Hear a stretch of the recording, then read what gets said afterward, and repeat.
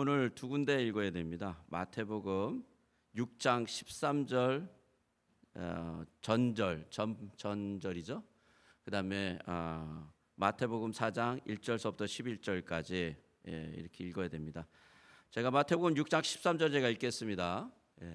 우리를 시험에 들게 하지 마옵시고, 자 여기서부터는 이제 교독합니다. 그때 예수께서 성령께서 이끌려 마귀에게 시험을 받으러 광야로 가서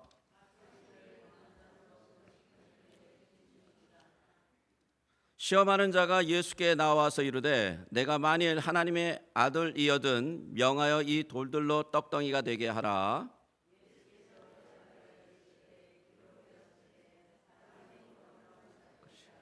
하나님의 입으로부터 나오는 모든 말씀으로 살 것이라 하시니, 이에 마귀가 예수를 거룩한 성으로 데려다가 성전 꼭대기에 세우고 내가 만일 하나님의 아들이여든 뛰어내리라 기록되었으되 그가 너를 위하여 그의 사자들을 명하시리니 그들이 손으로 너를 받들어 발이 돌에 부딪히지 않게 하리로다 하였느니라. 예수께서 이르시되 또 기록하였으되 주 너의 하나님을 시험하지 말라 하였느니라 하시니, 그리고 지극히 높은 산으로 가서 천하만국과 그 영광을 보여 이르되 만일 내게 엎드려 경배하면 이 모든 것을 내게 주리라. 예수께서 말씀하시되 사단아 물러가라 기록되었으되 주 너의 하나님께 경배하고 다만 그를 섬기라 하였느니라. 11절 같이 읽겠습니다. 시작. 이에 마귀는 예수를 떠나고 천사들이 나와서 수종드니라. 아멘. 우리 잠시 기도하겠습니다. 하나님 아버지, 오늘 주님이 가르쳐준 기도 우리를 시험에 들게 하지 마옵시고 라는 이 부분을 가지고 또 마태복음 4장 1절부터 11절 말씀을 가지고 오늘 본문을 살펴봅니다. 주님께서 우리에게 이렇게 기도하라고 하셨던 그 의미와 또 이렇게 기도할 수밖에 없다는 우리의 당위성을 알게 해주시고 오늘 말씀을 통하여 또 용기를 내고 시험에 들지 않고 죄의 유혹을 이길 수 있도록 주님 역사해 주시기 원합니다. 예수님의 이름으로 기도 올립니다. 아멘. 우리를 향한 두 번째 기도, 우리에게 죄 지은 자를 사하여 준 것 같이 우리 죄를 사하여 주옵시고 라고 기도했고요. 또 이 기도는 하나님께 우리의 죄를 용서해 주신 것처럼 역시 우리에게 죄 지은 자를 용서해야 된다라고 우리가 나눴지 않습니까? 2주 전에. 그리고 우리를 향한 세 번째 이 기도를 가르쳐 주십니다. 세 번째 기도는 시험에 빠지지 않도록 그리고 악에서 건져 주실 것을 기도하라 라고 말씀해 주셨습니다. 그리고 그렇게 기도를 해야 된다 그러는 거죠. 예수님이 시험에 들지 말게 기도하라는 이 내용은 영적인 전투가 얼마나 치열한지 그리고 이 영적 전투가 얼마나 중요한지 예수님은 이 말씀을 통해서 보여주시고 계셔요. 시험에 들지 않는다라는 것에 대해서 좀 오늘 같이 나눠볼 거고요. 또한 죄의 유혹의 특성, 이 시험이 죄의 유혹이거든요. 이 특성과 그 작용에 대해서 우리가 좀 나눠봐야 되고요. 사단이 시험을 죽이는 시기와 상태에 대해서 우리가 좀 나눠봐야 됩니다. 그래야 시험을 이길 수 있습니다. 죄의 유혹을 이길 수 있습니다. 어떻게 시험이 다가올 때 우리가 승리할지를 그리고 마지막으로 나눌 것입니다. 오늘 본문을 나누며 그리스도의 제자로서 하나님의 백성으로서 시험에 넘어지지 않고 쓰러지지 않고 이겨 하나님의 영광을 돌리며 우리 모두가 하나님의 아름다운 백성으로 굳건히 서기 위해서는 오늘 말씀이 너무 중요한 말씀이라는 것이죠. 오늘 우리를 위하여 세 번째 기도, 우리를 시험에 들게 하지 마옵시고 라고 나오는데, 이 시험이라는 단어가 예수님의 그 당시 평소 쓰셨던 아람어로는 타지바라는 단어예요. 타지바. 그리고 신약 성경의 헬라어로는 페이라스몬이라는 단어예요. 근데 이 타지바나 페이라스몬은 시험, 정말 시험을 의미하기도 하고 테스트, 그리고 유혹, 템테이션을 의미하기도 합니다. 이게 두 가지를 다 얘기해요. 이거는 한 단어로 두 가지를 다 얘기하고 있단 말이에요. 성경에 나오는 이 시험이라는 단어를 두 가지 뜻으로 쓰이고 있는데, 하나는 테스트고, 이 의미는요, 하나님이 우리의 믿음의 성장을 위해서 연단하실 때 사용하는 도구예요. 그 테스트는. 다른 하나는 유혹입니다. 템프테이션이. 이것은 죄로 이끌어 우리를 망하게 하는 사단의 공격이라는 것이죠. 이건. 근데 영어에서는 이 시험이라는 단어를 테스트, 템프테이션 이렇게 분리해서 딱 썼어요. 그런데 한글 성경이나 성경 원문인 헬라어에는 이 구분이 없어요. 그냥 시험 이렇게 나온단 말이에요. 그래서 성경을 읽을 때 이 시험이라는 단어가 나오면 그 문맥상 이게 무슨 단어인가 문맥에서 의미를 찾아야 돼요. 의미를. 그러면 주기도문에서 나오는 이 시험이라는 무슨 의미일까요? 이 주기도문의 이 시험에 들게 하지 마옵시고는 죄의 유혹에 빠지지 않게 하옵소서라는 단어예요. 이거는 죄의 유혹에. 여러분, 이 죄의 유혹은 어디서 오는 걸까요? 어떻게 생각하십니까? 죄의 유혹이 어디서 생길까요? 죄의 유혹은 안에서부터 생기기 시작합니다. 우리 안에. 밖에서 받은 그 자극이 내 안에 있는 욕망과 욕심을 살아나게. 즉 죄의 유혹은 우리 마음으로부터, 내면으로부터 끊임없이 올라오고 있다라는 것입니다. 우리 야고보서 1장 14절 같이 한번 읽어볼까요? 같이 읽겠습니다. 시작. 오직 각 사람이 시험을 받은 것은 자기 욕심에 끌려 미혹됨이니. 뭐라고 나옵니까? 자기 욕심에 끌려. 근데 그 욕심이 어디예요? 내 안에 있는 거죠.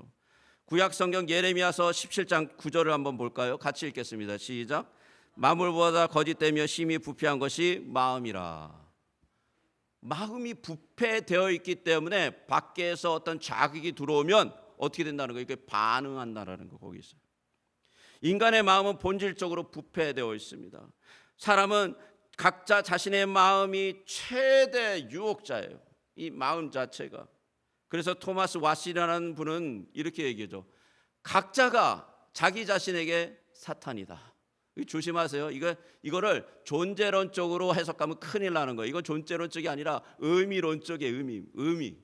그 의미가 있다라는 얘기죠. 다시 얘기해서 심중에 자신의 마음을 잘 살펴야 된다라는 거예요. 내 마음이 다 내 마음이 아니라는 것입니다. 기도하지 않고는 이 사단의 유혹이 우리 마음속에 어떻게 생기는지, 어떻게 역사되는지 깨달을 수가 없다라는 것이에요. 알 수가 없다라는 것이에요. 우리 마음속에 유혹을 이길 수 있는 그런 힘도 없고 분별력도 생기지 않는다라는 거예요. 여러분, 성령의 열매 중에 하나가 뭔지 아십니까? 분별력입니다. 이거는 그냥 어떤 이단을 분별하는 게 아니에요. 그 정도도 있죠. 그러나 그보다 더 중요한 건 뭡니까? 내 안에 사단이 어떻게 역사되는지 분별하라는 거죠. 그 은사를 받으셔야 돼요. 예, 시험에 이기려면, 사단이 이기려면 하나님이 주시는 성령의 은사를 받아야 됩니다. 그리고 그건 누구나 주셔요. 마음의 유혹. 사단의 유혹에 넘어간 사람들의 이야기 중에 아주 대표적인 사람이 있죠. 사사 삼손입니다. 그는 맨손으로 사자를 죽일 수 있는 그런 굉장한 능력을 가진 자죠. 낙타뼈로 블레셋 사람 1000명을 죽일 수 있는 대단한 용사였습니다. 그런 삼손도 자기 마음에 끌려서 올라오는 죄의 유혹을 이기지 못해 블레셋이란 여인 들릴라에게 빠져서 결국에는 눈이 다 뽑혀서 죽게 됩니다. 이 유혹이 얼마나 무서운지 모릅니다. 그럼 이 죄의 유혹은 어디서 오는 걸까요? 마음으로 생기지만 그건 밖에서부터 들어오는 것이라는 거예요. 밖에서부터. 특히 사단은 끊임없이 우리를 유혹합니다. 오늘 읽은 마태복음 4장 3절에 보니까 마귀를 가르쳐 뭐라고 말해요? 시험하는 자. 마귀는요, 죄를 짓도록 유혹하는 자다라고 얘기하는 거예요. 성경은. 이 시험은 템프테이션이니까요. 이거는 테스트가 아니에요. 테스트 하시는 분 하나님이시죠. 근데 이 시험은 우리를 죽이고 멸망시키려고 하는 템프테이션이란 말이에요. 눈을 뽑게 하고요.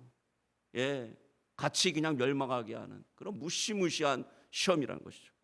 그럼 왜 사단은 인간의 이 죄의 유혹에 이렇게 빠지게 하는가? 사단은 왜 그럴까요? 여러분, 사단과 타락한 천사들은요, 완전히 타락한 존재들입니다. 그 안에는 어떠한 선한 것도 없어요. 악 그 자체예요, 그냥. 그래서 사단과 타락한 이 천사들은 인간의 행복을 시기해요. 우리가 잘 되는 것이 그들에게는 막 열불난다라는 거예요. 여러분 생각해 보십시오. 우리가 뭘로 지음을 받았습니까? 흙으로 지음을 받았어요. 그죠? 우리 흙으로 돌아가잖아요. 그래서 아니 근데 흙으로 지음받은 이 존재가 창세기 2장 7절에 보니까 그렇게 지음을 받았는데, 이 존재가 하나님의 그 숨결을 받고 하나님의 생명을 받고 나서 어떻게 되냐면 하나님이 사랑하는 대상이 돼요. 하나님도 깜짝 놀랄 만큼 귀하다라고 보는 대상이 됩니다. 그리고 하나님은 하나님의 나라를 이 사람들에게, 자신이 창조한 이 흙 존재에게 다 물려주기로, 상속하기로 작정을 하셨어요. 그래서 축복을 해주는 거죠. 너희들이 가서 땅도 점령하고 동물도 다스리고. 거기는 이제 섬김이라는 뜻이 있어요. 문명 오해하면 안 됩니다. 막 뭐 짓누르고 컨트롤하라는 의미가 아니에요. 하나님의 영광스러운 존재, 하나님의 영광을 드러내는 존재가 되었다는 그런 상속을 다 받은 거예요. 사탄이 도저히 참을 수가 없는 거죠. 자신이 한때 영광스러운 천사장이었는데 땅으로 내쫓기고요, 흙이었던 인간은 하늘로 올라간다는 것이 참을 수 없는 것입니다. 그래서 사단은 인류를 고질적으로 증오해요. 고질적으로 어떻게 해서든지 인간을 망하게 하려고, 어떻게 해서든지 하나님과 이간질 시키는 거예요. 하나님으로부터 멀어지게 한다라는 거예요. 그게 죄의 유혹이라는 것입니다. 그러면 하나님과의 이 이간질, 하나님과의 관계 파괴는 어떻게 시작될까요? 바로 인간으로 하여금 죄짓게 만드는 것입니다. 죄짓게. 사단은 하나님이 죄를 용납할 수 없다는 걸 너무 잘 알아요. 하나님 거룩하신 분이잖아요. 죄를 용납할 수 없죠. 그래서 죄의 전 단계인 유혹을 하는 거예요. 죄로 빠지게끔. 유혹은요, 죄로 반드시 빠지게 되어 있습니다.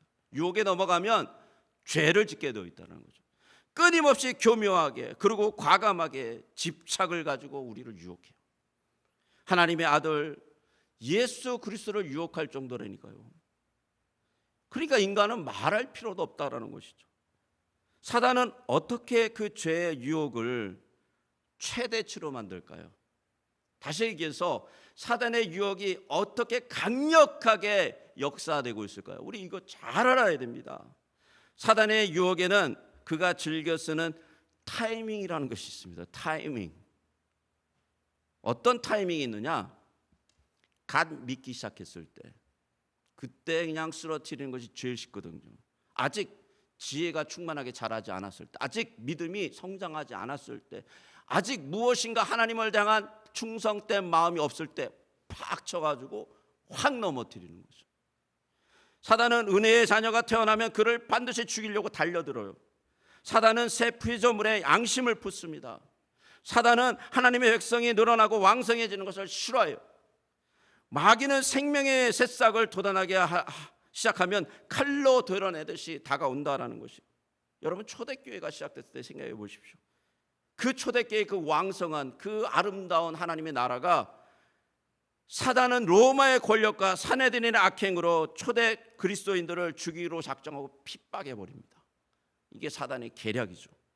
초기 공격을 많이 한다라는 거예요. 이게 사단의 전략이에요. 그러므로 갓 믿기 시작한 사람들의 주변엔 늘 중보팀이 붙어야 돼요. 늘 그 사람들의 영혼을 위해서 기도를 계속 해줘야 돼요. 하나님, 이 영혼들이 아름답게 자라게 해달라고, 하나님 굳건하게 자라게 해달라고 기도해야 되는 거예요. 둘째, 사단의 타이밍이 뭐냐면 은혜 받았을 때예요. 은혜 받았을 때. 마귀는 도적이라고 예수님이 얘기했습니다. 도적. 요한복음 10장 10절 같이 한번 읽어볼까요? 시작. 도적이 오는 것은 도둑질하고 죽이고 멸망시키려는 것뿐이요 내가 온 것은 양으로 생명을 얻게 하고 더 풍성히 얻게 하려는 것이라. 도둑은 가난한 집 안 털어요. 어느 집 털죠? 부잣집. 무슨 얘기냐? 은혜가 충만하게 쌓였을 때 그 은혜를 지속되지 못하게 이 도적은 와서 도둑질을 해간다라는 거예요. 여러분 베드로의 예를 보십시오. 베드로가 은혜가 충만해졌어요. 성령님의 감화 감동이 있어서 하나님 예수님을 뭐라 그러냐면 당신은 하나님의 아들이시오, 살아계신 하나님의 아들이라고 고백을 딱 합니다. 그리고 나서 예수님이 뭐라 그러냐면 그거보다 더 중요한 나는 십자가에 가서 이제 대속을 할 거다라고 십자가에 갈 일을 얘기하세요. 그랬더니 베드로가 뭐라 그러냐? 꾸짖어요. 예수님을. 안 됩니다. 당신이 어떻게 그런 일을 감히, 그거는 아무도 가면 안 됩니다. 그리고 막 꾸짖는 거예요. 제자가 선생님은. 그때 예수님 뭐라 그러죠? 돌이켜서 사단아 뭐라 그래요? 물러가라. 은혜가 충만했는데 하루 그냥 한순간에 바로 어떻게 되죠? 사단으로 그냥 나락가는 거예요. 은혜가 충만했을 때 이때가 타이밍이라는 것이에요. 이때가 조심해야 된다는 것이죠. 예수님이 십자가의 길을 가려고 그 미니스트리를 시작하시려고 40일 동안 금식하며 기도하고 하나님과의 교제를 가졌어요. 그리고 나서 바로 시험이 있습니다.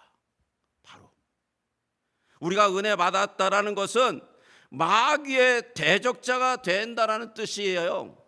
우리가 은혜 받았다라는 것은 사단을 대적해서 산다라는 의미가 그 안에 같이 들어가 있는 거예요. 그러니까 마귀는 어떻게 하든지 우리가 받은 그 은혜를 와르르 쏟아버리게 만드는 거예요.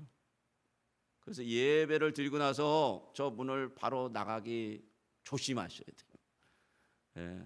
큰 교회에서는 주차장에서 은혜를 다 쏟고 가요. 서로 운전하다가 열받아가지고. 조심해야 되는 거죠. 은혜를 쏟으면 안 됩니다. 사단은 은혜를 쏟게 시험을 주기 때문이죠.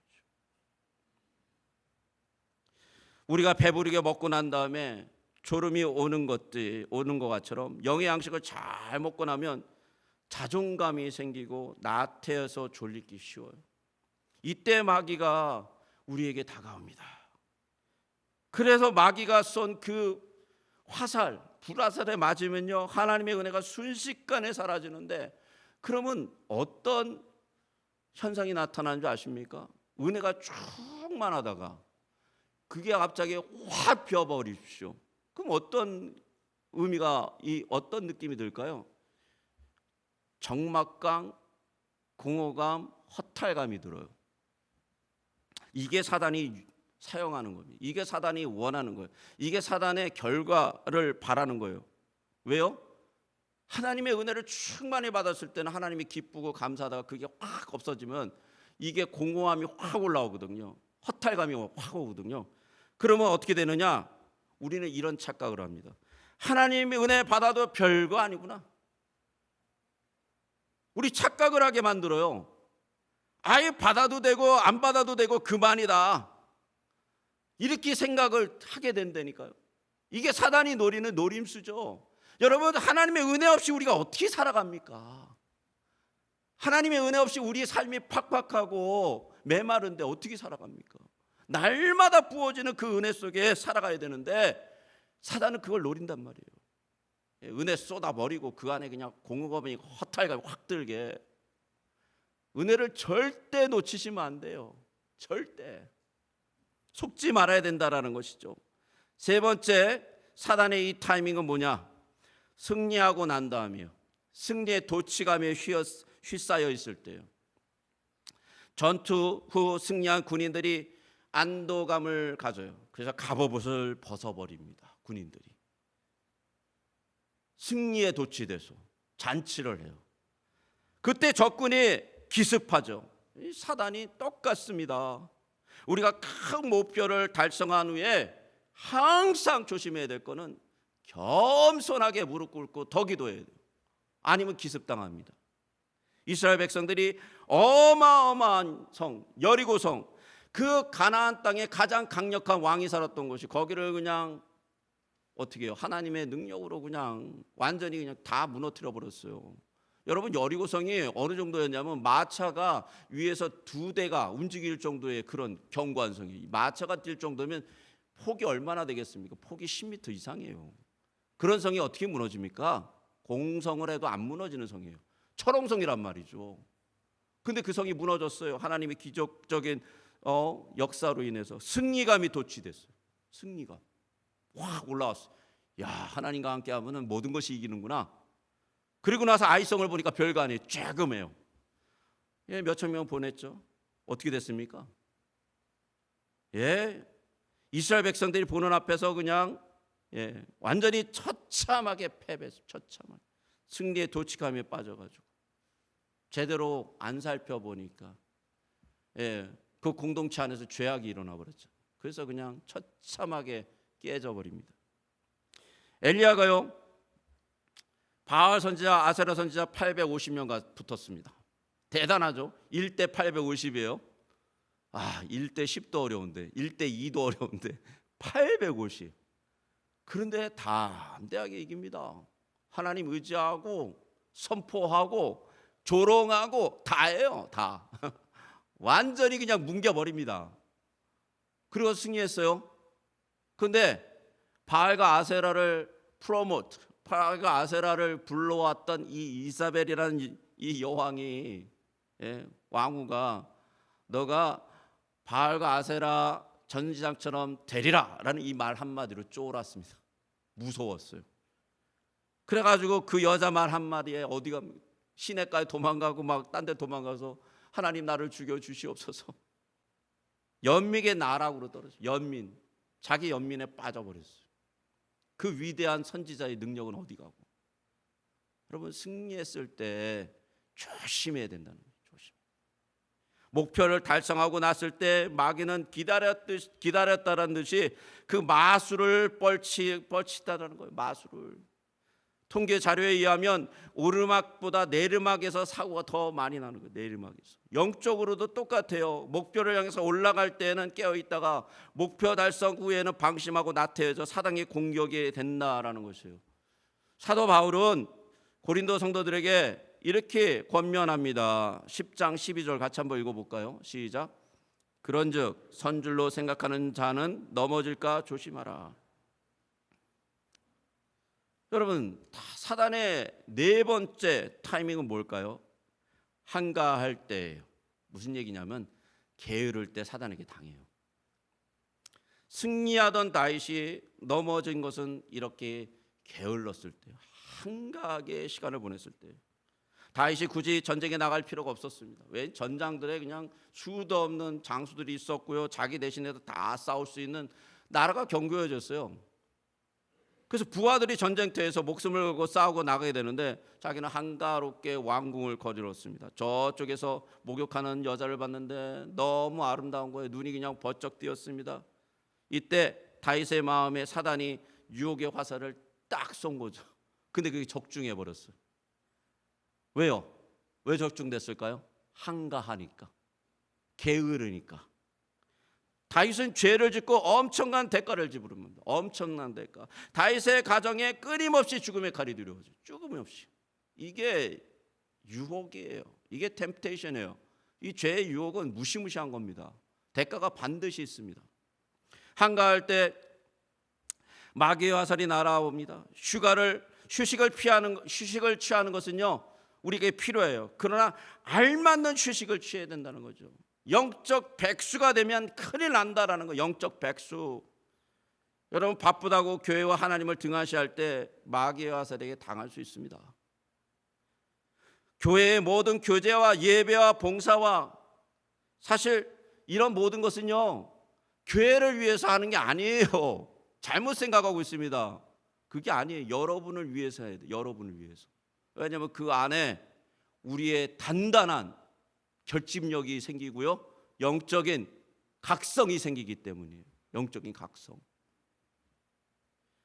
다섯 번째 사단의 타이밍은 뭐냐? 혼자 있을 때입니다. 혼자. 사단은 교회 공동체에 꼭 붙어 있는 사람들을 함부로 공격하지 못해요. 왜냐하면 믿음의 사람들이 함께 방어막을 쳐주기 때문에. 뭡니까? accountability라고 그러죠. 영어로. 뭡니까? 서로 책값해줘요. 어떻게 살았는지, 어떤 기도를 하는지, 삶이 어떤지 우리가 나눌 때 서로 우리는 웨이크업 된다라는 거예요. 그래서 굉장히 중요해요. 그런데 홀로 있으면 그냥 타겟이죠. 왜냐하면 여기에는 온갖 다른 생각들이 돌아갈 거 아니에요. 홀로 생각하고 홀로 결정하고 홀로 지내게 되면요, 너무 쉽게 당한다라는 거예요. 결국 교회가 싫어지고 믿음의 사람들과 교제가 싫어지고 그래서 혼자 신앙생활 잘할 수 있다라고 생각했을 때가 굉장히 위험하다는 거죠. 혹시 그런 마음이 있다면 사단이 유혹의 화살을 쏘기 위해 수순을 밟고 있다라고 생각하면 돼요. 내가 홀로 지내는 게 좋다라고 생각하시는 분들은 이렇게 생각하면 됩니다. 사단이 나에게 접근하고 있다. 맞습니다. 여러분, 하와가 사단이 접근했을 때 홀로 있을 때예요. 홀로.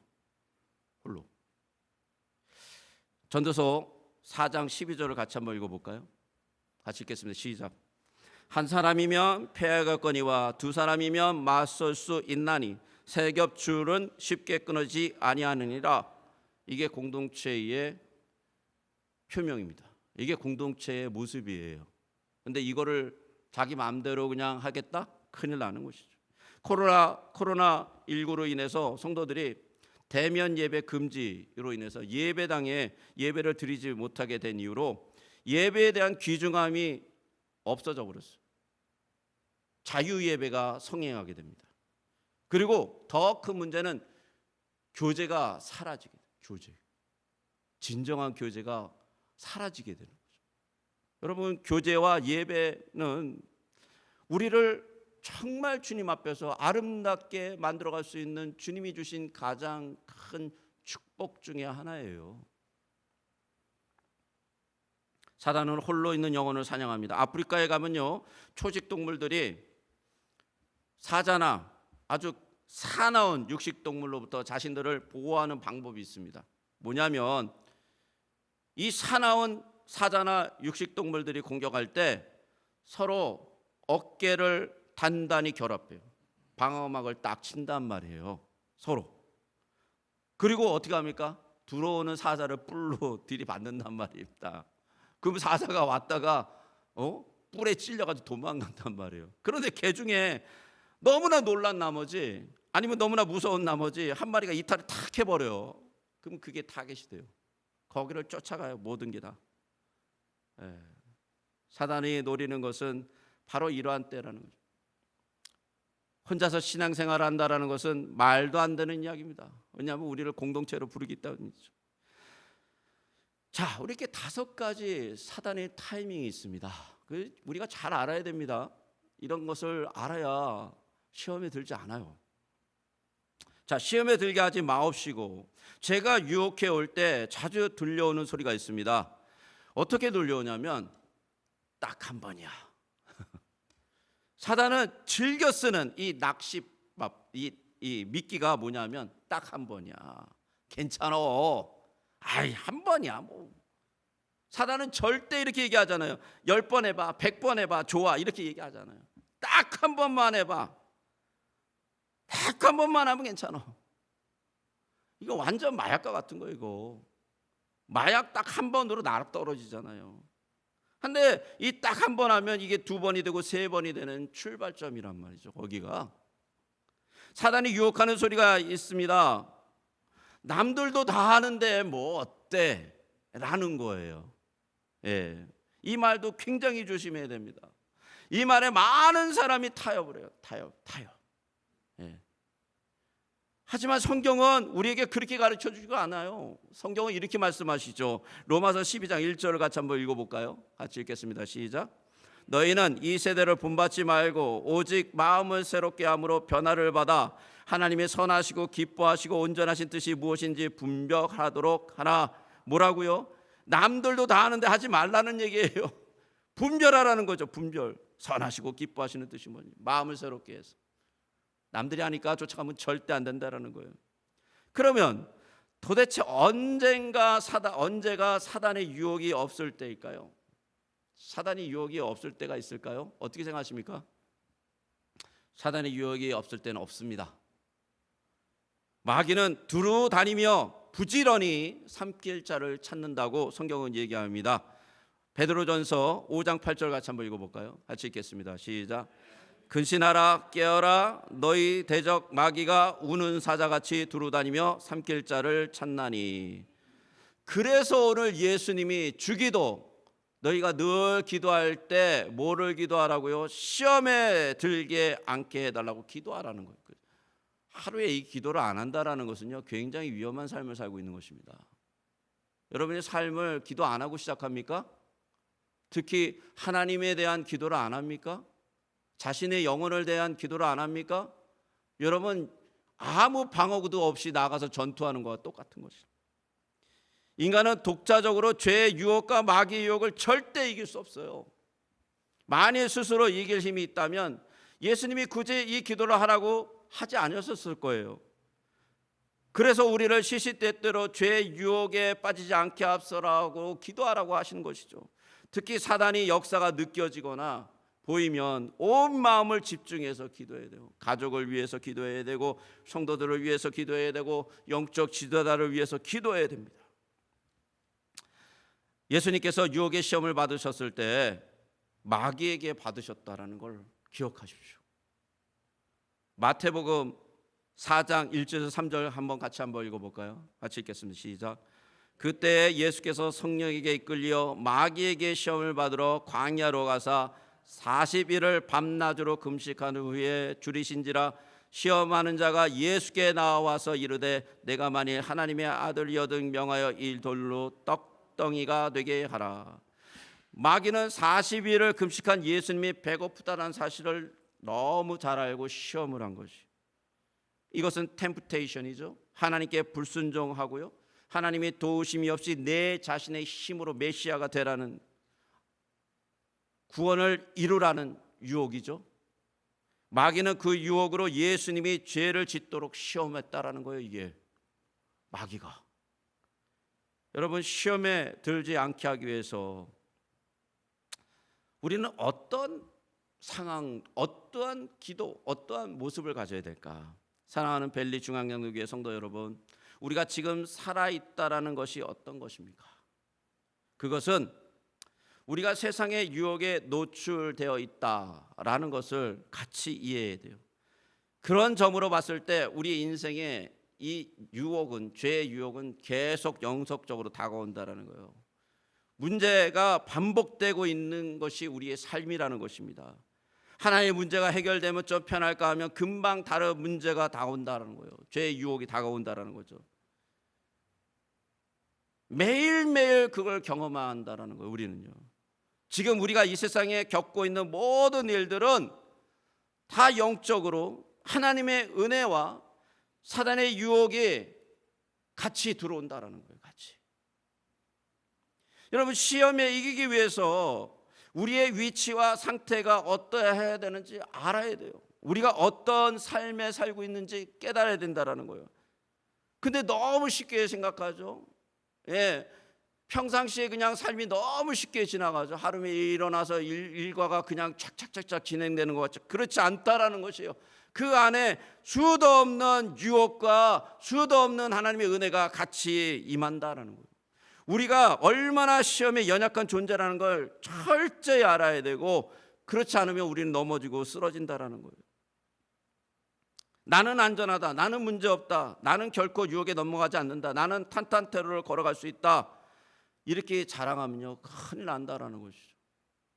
사랑하는 벨리 중앙장로교회 성도 여러분, 유혹의 시험은요 여러 곳에서 다양하게 나타납니다. 외적인 현상들로부터 유혹이 찾아 들어옵니다. 화려한 물질 문명이 그 대표적인 것이 알 수 있죠. 물질은 예나 지금이나 모두에게 큰 유혹이 됩니다. 가난이나 부요함이 둘 다 우리에게 시험에 빠지게 만듭니다. 외부로부터 오는 시험 가운데 가장 견디기 어려운 시험은 다른 것이 아니라 나를 사랑한다고 내가 생각했던 그 사람들로부터 오는 시험이에요.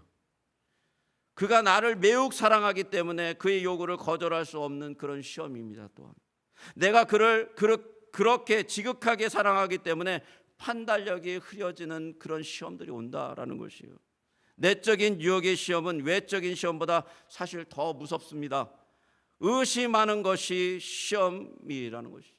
불신하는 것도 시험이에요. 교만한 것도 시험이 되고요. 게으른 것도 시험이 됩니다. 예수님을 처음 믿는 사람들에게 찾아오는 큰 내적 유혹의 시험은 의심과 불신이거든요.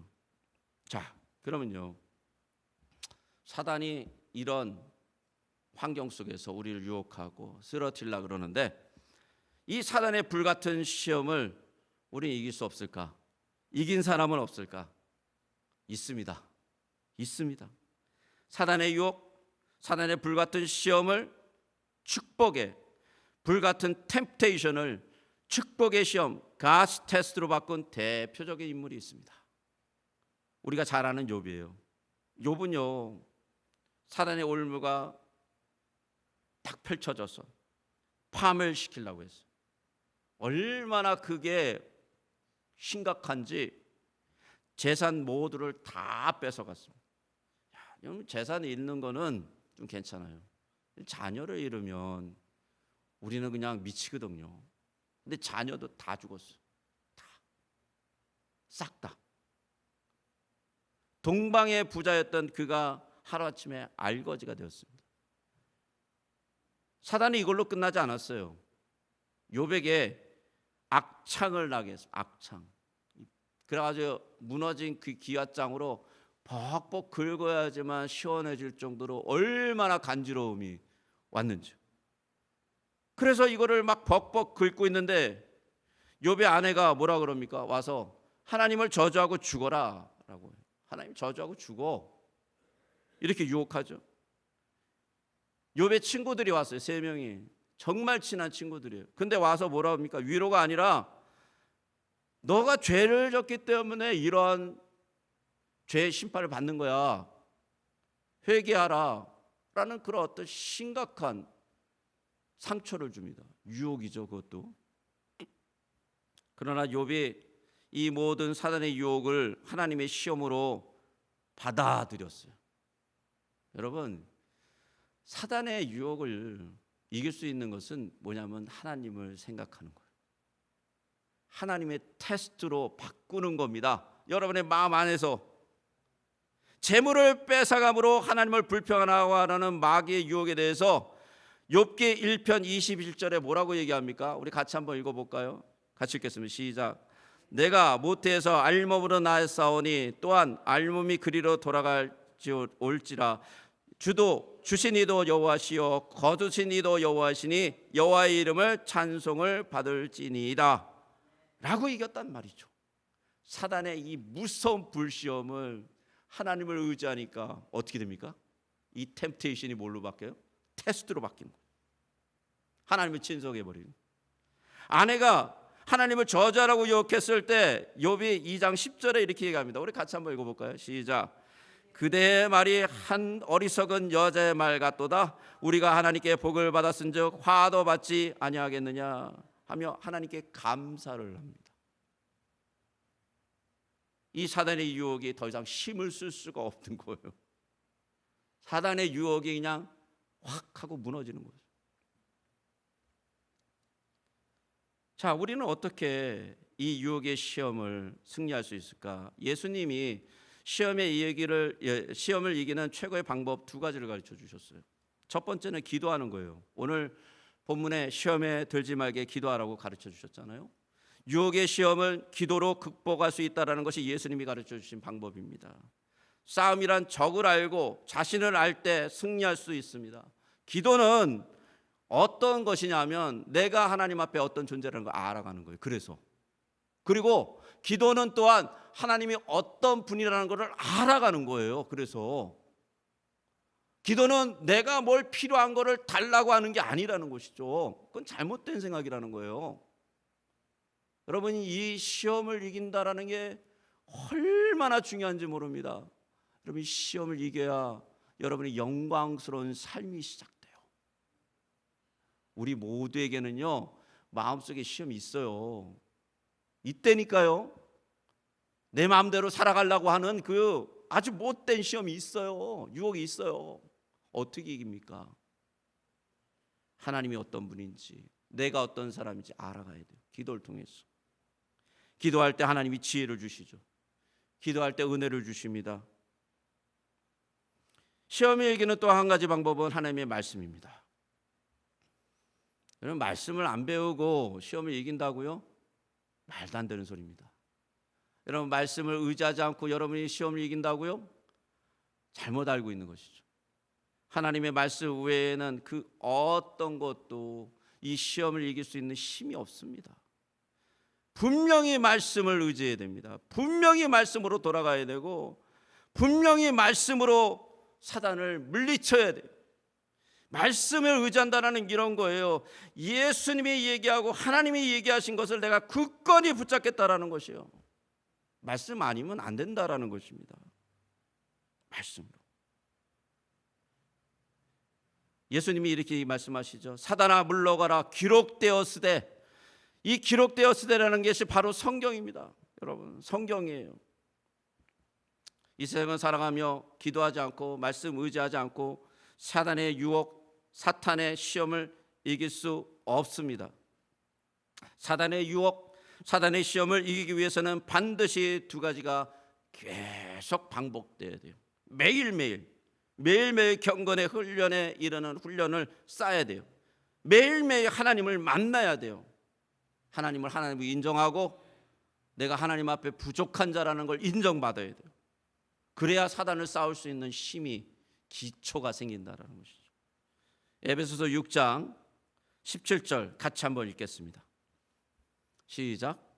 구원의 투구와 성령의 것 하나님의 말씀을 가지라.